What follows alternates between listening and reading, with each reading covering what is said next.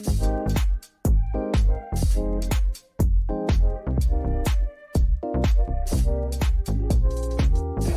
m'appelle Imad Ben Mariem, je suis le CEO de Datalogue Finance, société que j'ai créée en 1997 autour d'un métier qui est la Payment Factory.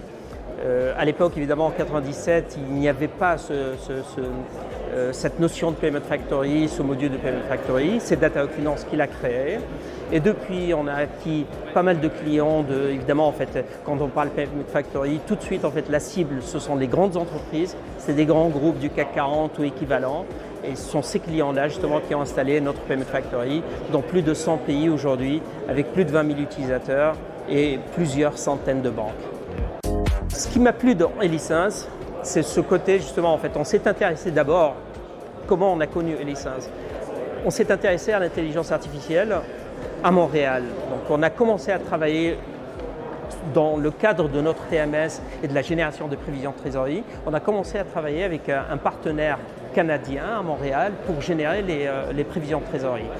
Et on a découvert le monde de l'intelligence artificielle à Montréal. Et grâce justement au contact qu'on a eu sur place à Ville-Marie, on a rencontré Elisense qui nous a montré son projet justement en fait de déduction des tendances des cours de devises à travers le langage naturel des économistes et de tous les gens qui sont justement écoutés sur le marché. Et c'est ce côté analyse du langage naturel pour en déduire l'évolution des cours de devises qui nous a beaucoup intéressés, en plus bien sûr en fait de l'intelligence artificielle. Comment nos clients vont bénéficier des licences ? On a sorti, donc en fait on sort en ce moment en fait la dernière version de notre TMS, Datalogue TMS. Et dans ce TMS, on a un tableau de bord avec énormément, plusieurs dizaines de widgets.